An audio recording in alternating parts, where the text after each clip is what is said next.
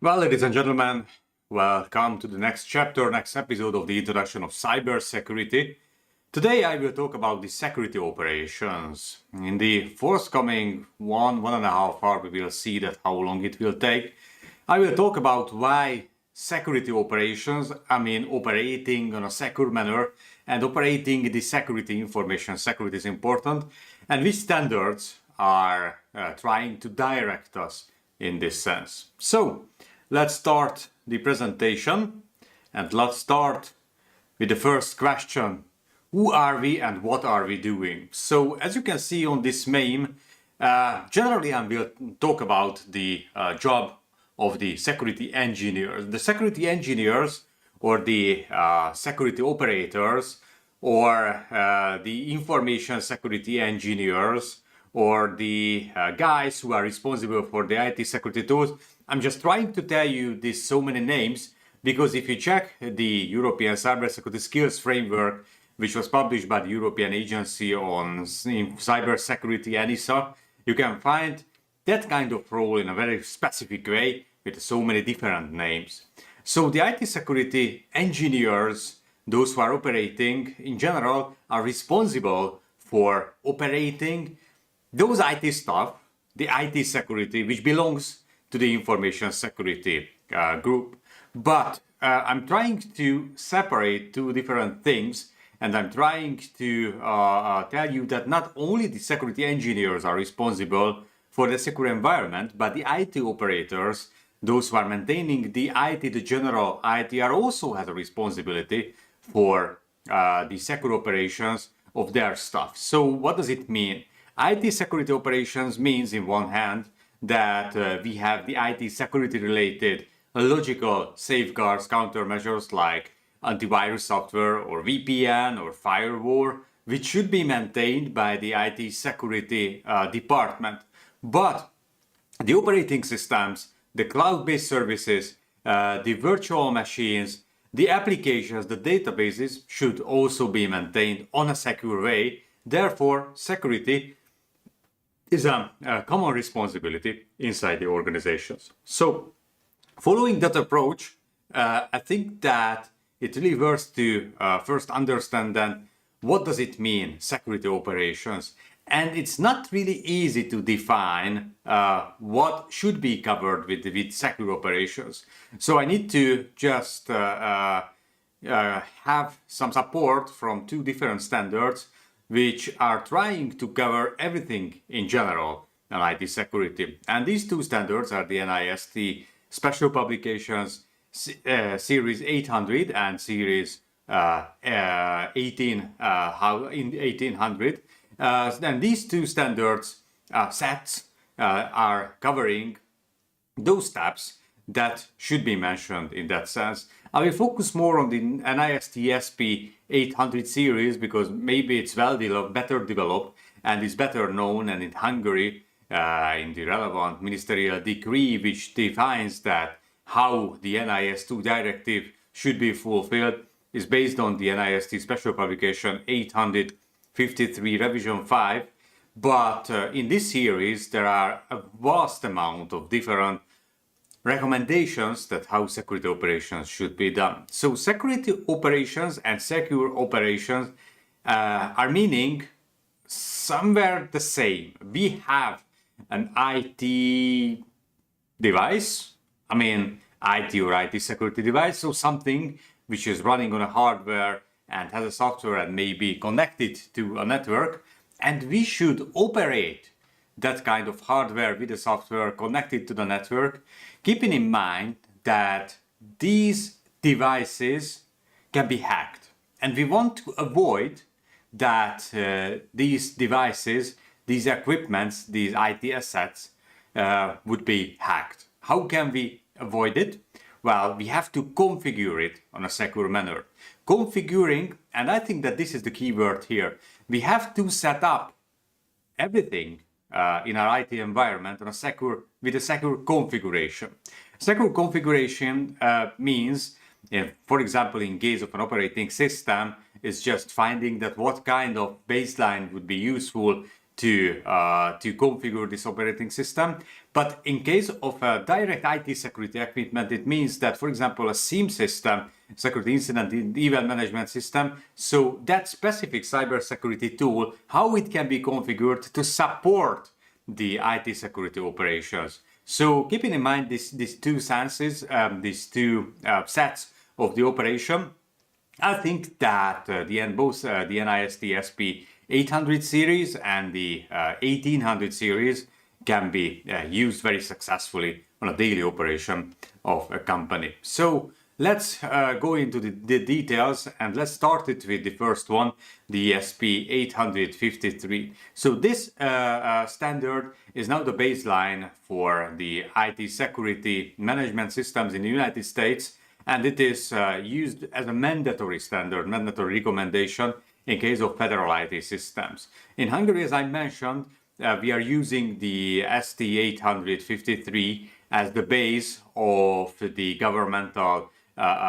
recommendation, and the translation of this one is the basis of the Hungarian information security.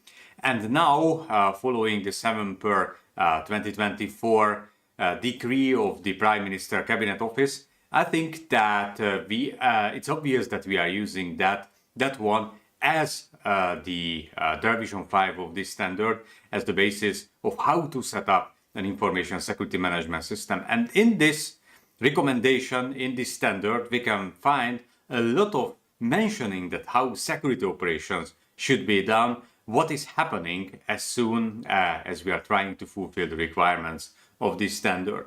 So if we just go into the details, the subsets of this documentation, we can find several control families. I think it's also very well known for those who are working in this regulatory environment, but just enumerating this, starting with the access control, then the awareness and training, audit and accountability, assessment, authorization and monitoring, configuration management, contingency planning, identification and authentication, incident response, maintenance, media protection, physical and environmental protection, planning, program management, personal security, PII, privately identifiable information, so private data processing and transparency, risk assessment, systems and services acquisition, system and communication protection, system and information integrity, and supply chain risk management are those topics which are covered by these standards. And it's obvious that in this set of the controls, we can find some which are directly connects to the security operations. So by just with access control, what does it mean, access control? Access control means that we should somehow set up the access control system of our system just to let the subjects to somehow reach the objects and do some kind of an operations on those objects. What does it mean, access control? Configuring that which identities should have what kind of access, which roles should have some kind of an access to a specific set of objects. This is a good example for the security operations, direct security operations.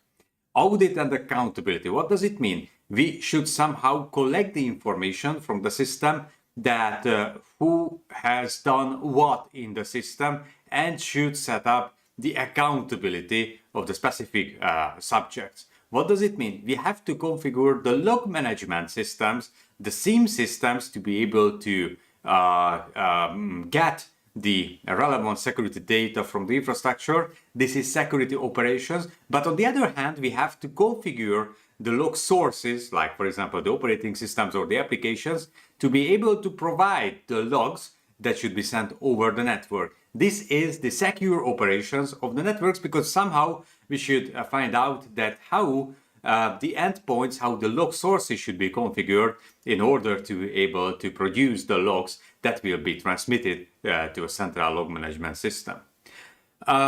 Then configuration management. That is also a huge part of the secure operations, as configuration management means that we are configuring constantly the whole IT infrastructure. And when we are changing something, either in an IT system or in an IT security system, we have to record that what has been changed and we should analyze the effects of this change from the security perspective. Or identification and authentication. What does it mean? We have to set up those identities, those users who are eligible to do anything in our system. But on the other hand, we also should set up the different authentication methods and other configuration, direct security configuration tasks. Not to mention that in some cases, for example, in an application, identification and authentication should not be done by the security personnel, but should be done by the responsible operators of that specific software. Maintenance. Maintenance is a direct security operation stuff again, because the IT security equipment should be maintained according to the recommendation of the NIST SP 853. And then, for example, system and services acquisition. Well, not mentioned because this is just the beginning of the operations, but system and communication protection means that all up and running systems should be operated on a secure manner. So as you can see, the NIST SP 853 revision 5 has a lot of things to do with the IT security operations and the secure operations of the IT systems. So if you want to understand better that how wide can be this area, in this recommendation you can find a lot of examples. But how it is used and what is the NIST SP 800? The NIST SP 800 is very specific and wide standards. So it is still questionable that, for example, in Hungary, where this standard is mandatory, how the smaller and not so mature organizations will be able to use this standard, keeping in mind that it is specifically lists those countermeasures and those compliance steps that should be implemented in the system. So in the NIST world, there is another recommendation which is called the NIST Cybersecurity Framework, which has now the second version, and it's a way much more easier to be understood than the NIST SP 853, because the original intent of the creation of this NIST Cybersecurity Framework is to provide a framework that can be used by small and medium enterprises which are not as mature, and it's very similar to the ISO 27000 series, which is used in the European Union. So the NIST Cybersecurity Framework also has some processes, 5 processes plus 1, which is a vertical process. And in this process, we can find the identify, the protect, the detect, the respond, and the recover, and the govern as the horizontal step of the standard. And in this framework, we can also find some specific steps which belongs to the security operations, well, in a very similar way what we could see in the previous version. In this one, in the areas of the CSF, we can find the following topics and the following subsets. First of all, govern. Governing means that we should somehow run the information security management system by understanding the organizational context of our organization, defining the risk management strategy, and then to define the cybersecurity supply chain risk management as well, keeping in mind that we are tied to other organizations when we are operating our IT systems. We should also define the roles, responsibilities, and the authorities, and then define the policies, processes, and procedures. And then at the end of this part of the process, we have to oversight the whole information security management systems. So it's quite general. It is very close to the standard ISO 27000 thinking. But if you move further, we can see that what else should be done. In the identify part, for example, there is the asset management, the risk assessment, and the improvement. Well, they are much more administrative steps, not really close to the security operations, but in the protect part, we can see identity management, authentication, and access control that reflects to that part which I mentioned before in the ISO, not the ISO, but the NIST SP 853. So defining that who has access to the system, defining that what kind of authentication methods can be used, and configuring the access control is covered here. Awareness and training, and then data security. Data security is also belongs to the IT security operations part, as we have to find out that what data is managed in the system, in our system, and we have to provide a secure operating environment for our data. Likewise, the platform, which means the IT infrastructure which runs the data.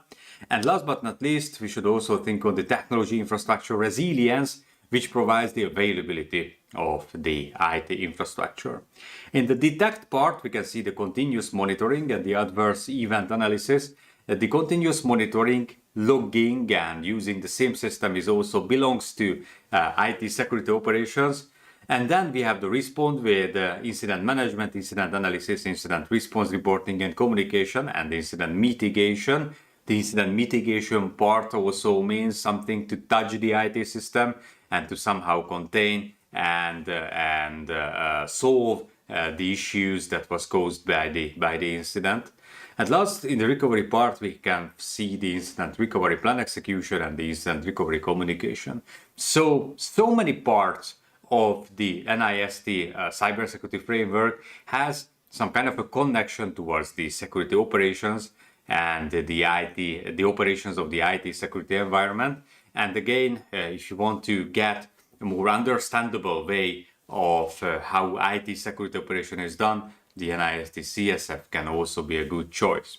What is the difference between the two standards and why I prefer to use both of them? So first of all, the objectives and the scopes. The NIST SP 853 says that it is primarily designed for federal government agencies, but can also be used by other organizations. As in Hungary, it will be mandatory for all the organizations under the NIS2 directive. Its main objective is to provide detailed guidelines and security controls for the protection of information systems. It is well defined, it is almost 500 pages, and the whole NIST SP 800 series can support successfully the implementation of this standard. It places great emphasis on risk management and the implementation of various security controls. It is more than, dear organization, you have to do this one, this one, this one, this one, this one, and that one, and gives a support for the implementation of these controls, these countermeasures. Comprehensive standard that includes 20 plus control families. I've already touched that and mentioned that. And that means that it can cover generally all the information security questions, related questions in an organization. Meanwhile, the cybersecurity framework is designed for the private sector and critical infrastructure organizations, but can be widely used in any industry. It's much more easier to adopt in an organization, and it's compatible, of course, with the NIST 853. Its main aim is to provide organizations with a simple to understand framework for managing cybersecurity risks. So if you are just a beginner in information security and you want to understand on what will be your role, the CSF can help in that a lot. The NIST CSF aims to provide a business language for cybersecurity, facilitating communication between technical and non-technical stakeholders, more easier to understand. And as it was released just a few years ago, it shows that the NIST and in general the US government understood that why it is important to let the business side understand cybersecurity, as well as the IT security understands, hopefully, the whole cybersecurity issues. Structure and detail. The NIST SP 853 contains a very detailed specific controls and requirements, as I showed in my previous lectures, both in English and Hungarian. It includes hundreds of controls that organizations can customize to suit their needs. So it has the opportunity to customize, and both the Hungarian and the US example says that the electronic information systems can be divided into 3 different classes, and the NIST SP 853 gives an overview that how in each cases the implementation should be done. It explicitly regulates the technical administrative measures to be taken to ensure the security of information systems. So it's a whole approach of the information security management systems, where both the administrative and the logical and of course the physical countermeasures can be found. It can be used as part of the risk management framework, which provides detailed guidance on how to manage security risks in information systems. So it's compatible with the RMF of the NIST applications, and it can fit very well to the recommendations related to risk management. Meanwhile, the NIST cybersecurity framework takes a simpler high-level approach, that is easier to understand for everyone. It is based on 5 main functions: identify, protect, detect, respond, and recover, with the horizontal govern functions as well. It is more flexible in general, making it easier to apply to smaller organizations, as smaller organizations are not as prepared, not as mature to implement an ISMS as a larger organization. For example, they usually don't really have enough resources to lay down the information security. It helps organizations to assess their current cybersecurity posture, current profile, define the desired level target profile, and develop improvement plans to improve security, which is very close to the gap analysis which is required by the NIS2. Approach to risk management. The NISP 853, rather it focuses on technical controls and specific risk management. Yes, it's a set of countermeasures that should be implemented by the organizations and not really focus on the general risk management approach. So it starts with the mandatory requirements of the specific electronic information systems. It helps organizations to implement and document specific security controls and can be used for detailed audits and compliance checks. That is why in Hungary it was chosen as the basis for the NIS2 audit. NIST CSF, a more comprehensive approach to developing and implementing a cybersecurity strategy, so it can be better aligned to the business strategy if you want. It helps organizations identify key risk areas and then target them for improvement, which is very similar to the ISO 2017 approach. So if you not yet decided how you want to fulfill the requirements of the NIS2 and you are not under the Hungarian legislation with the mandatory NIST SP 853, well, the CSF can be a good option for anyone. It focuses more on process improvement and increasing maturity with less specific controls, which is generally a very good option when the organization is not yet well prepared to provide a full-scale information security. And how to use the NIST PSP 853. It's useful, more detailed, specific and regulatory compliance-focused organizations, especially relevant in highly regulated industries like federal sectors, financial institutions, or for critical infrastructures in general.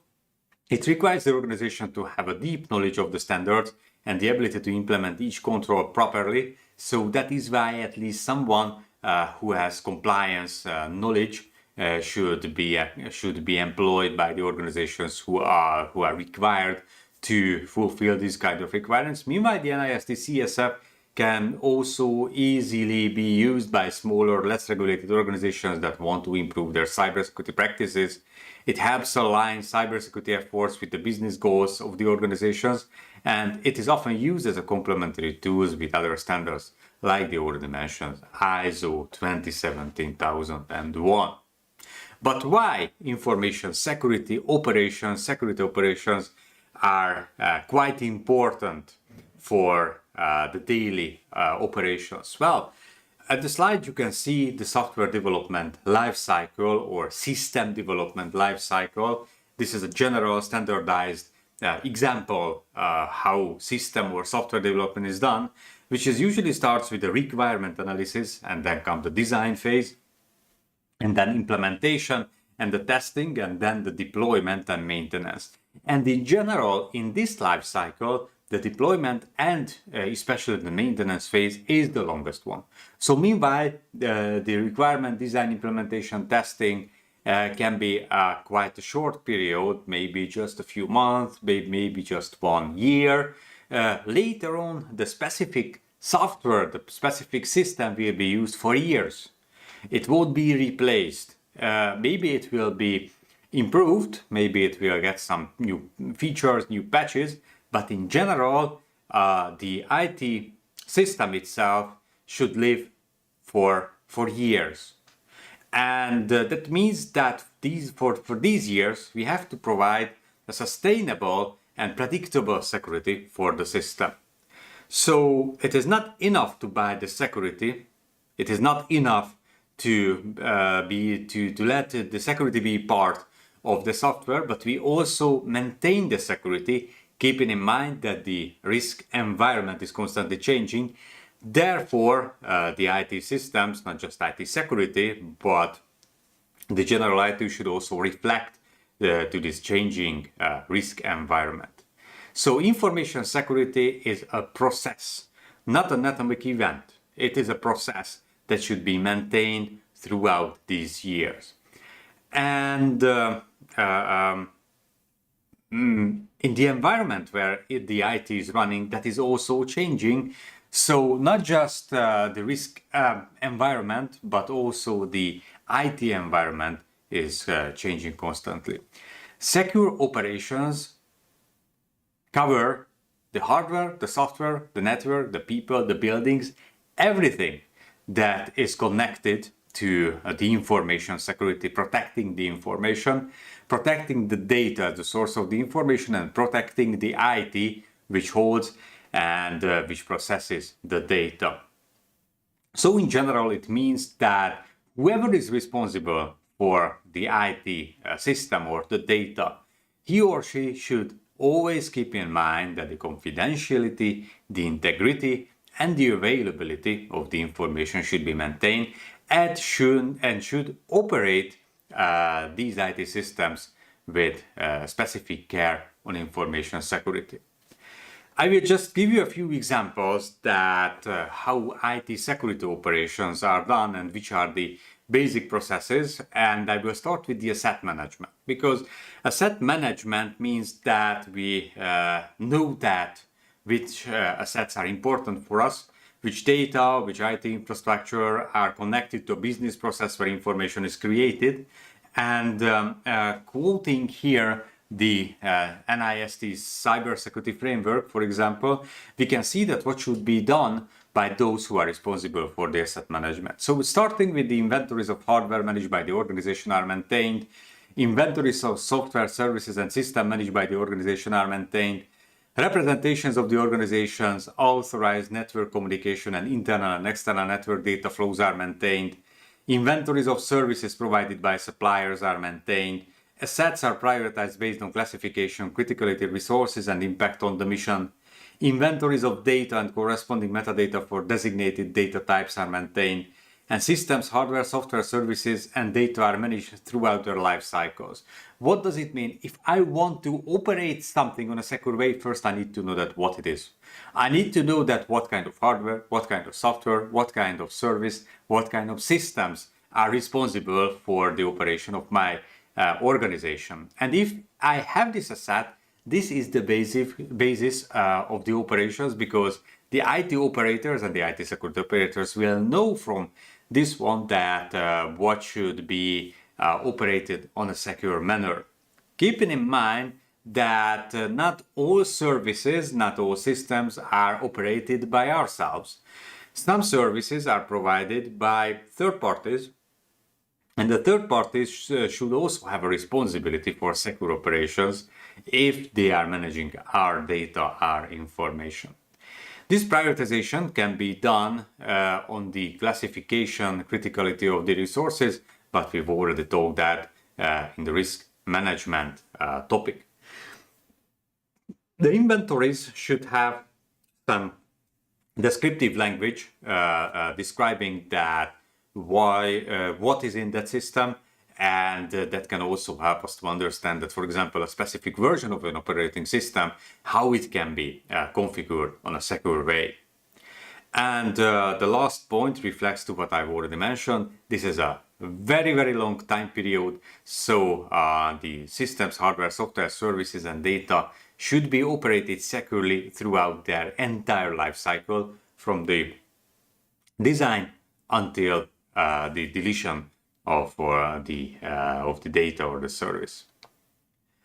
I think that for that one, the mobile device management is a very, very good example, because one of the asset inventory questions is that what kind of mobile devices are used by the organizations, and the mobile devices are mostly bought by the end users. So meanwhile, we are not the owner of the asset, but we are the owner of the data.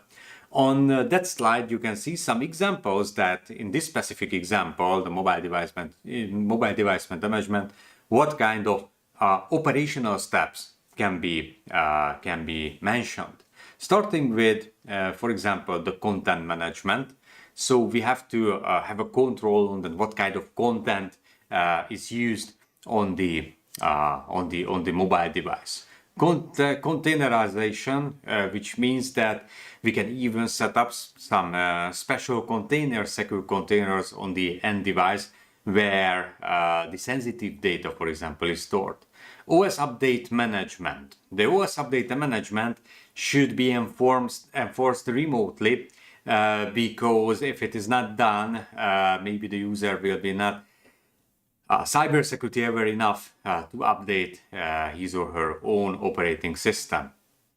Remote control, if it is necessary, we have to take over the control on the end user. Location history, which is questionable from the privacy perspective, but if, for example, the mobile device is not owned by the end user but owned by the organization, it is under some circumstances acceptable to have a location information centrally. Geofencing means that in a specific on a specific territory between some specific GPS coordinates, what can be done with the mobile device and what is prohibited. Security management, as the name holds, it is a secure configuration of the mobile device. Audit and reports, creating the usage related information from the mobile device that provides the accountability of the mobile device. Device onboarding, when we first meet with the mobile device and we want to securely configure this device that is aligned with our organizational requirements. Asset management, simply just to know that which mobile devices are belonging to our organization, or which mobile devices are holding the organizational information. Profile management, role-based profile management, just to help to set up the mobile device management, which is aligned with the profile of the user. Application management, what applications can be installed and what applications are prohibited on that specific mobile device. And email management, how emails can be securely transmitted and how emails can be securely accepted. So these are the examples what can cover security operation of a mobile device management, mobile devices, and how the IT security can also operate the mobile devices. So it's a wide area, and this wide area shows us that first of all we need to have a policy, and in this policy we have to write down that what IT security operations and security operations means for us. And it means that we have to have controls implemented in our systems. Controls, and I will also quote here from the cybersecurity framework, quoting the platform security, which is the hardware, software, for example, firmware, operating systems, applications, And services of physical and virtual platforms are managed consistent with the organization's risk strategy to protect their confidentiality, integrity, and availability. And under this one, configuration management practices are established and applied. Software is maintained, replaced, and removed commensurate with risk. Hardware is maintained, replaced, and removed commensurate with risk. Log records are generated and made available for continuous monitoring. Installation and execution of unauthorized software are prevented. Secure software development practices are integrated and their performance is monitored throughout the software development lifecycle. Again, this lifecycle approach. So we have to have a policy which defines the highest level requirements on a policy level, that what does it mean security for us, and should provide standards and baselines and guidelines that how can we set up the different IT systems to be able to operate them on a secure way. Keeping in mind that not all IT systems are coming from the shelf. COTS, these are the commercial off-the-shelf abbreviation, but there are some softwares which are developed explicitly following our requirements, and these customized software should also follow the information security requirements. So we have to have a general policy that what are we requiring from the IT systems of our organizations, in both on a software and hardware level, keeping in mind that the logs, so accountability, is also the part of the security operations, and the whole life cycle approach should be followed by the IT and the IT operators and the information security operators. So, if we want to follow these approaches, we have to implement a change and configuration management process into our steps. A security-focused configuration management process consists of 4 different steps. Planning. Planning means that if we have a new IT system, and whether it's a COTS, whether it's a customized software, we have to define that what is the secure configuration of that system.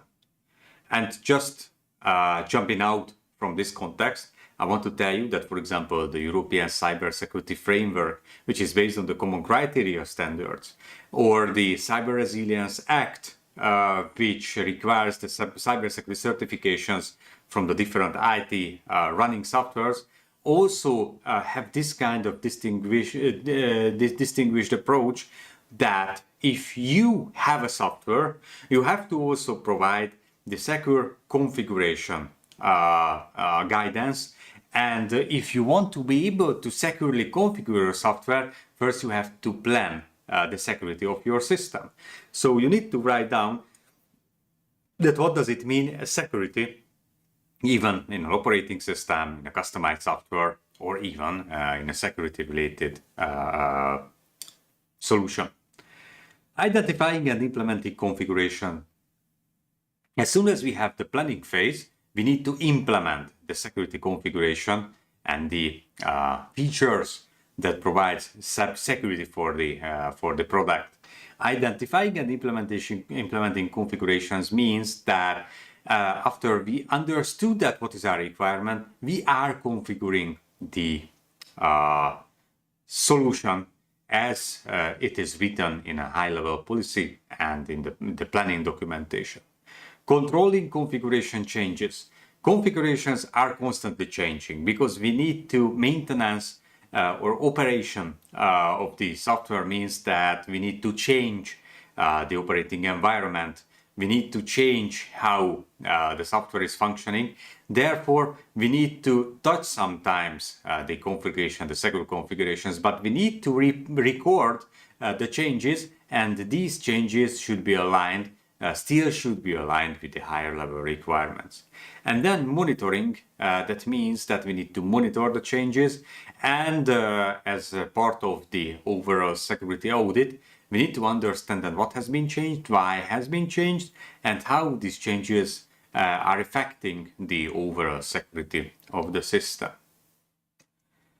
And these changes and these secure configurations, are called hardening. Hardening is meaning the secure configuration of a specific software.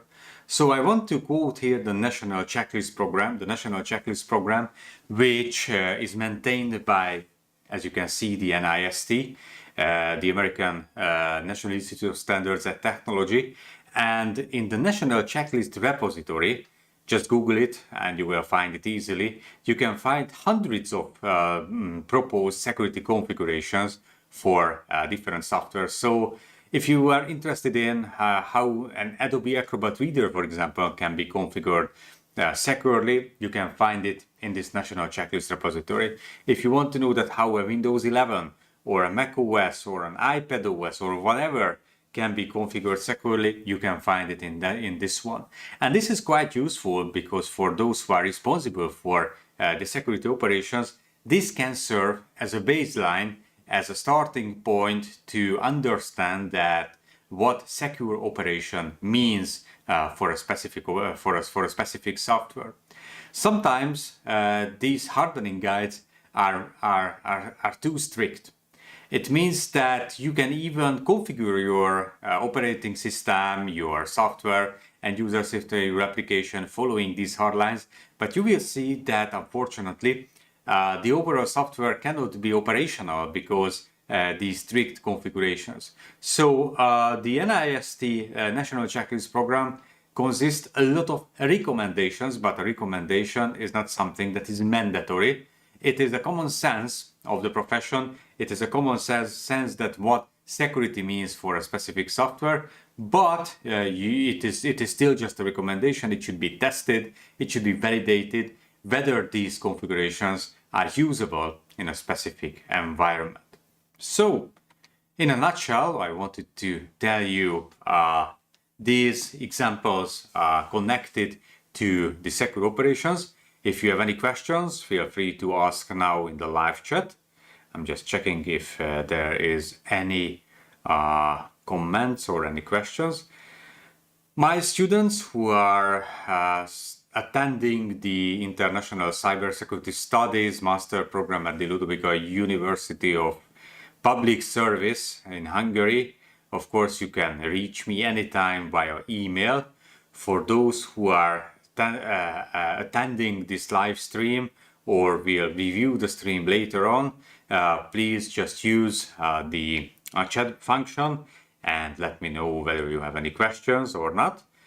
But if you enjoyed this session and if you're interested in more, of course, support this channel, the Prof and the Geek channel, by just clicking on the dollar button and giving me some small amount of money for buying a coffee and of course upgrading my technology.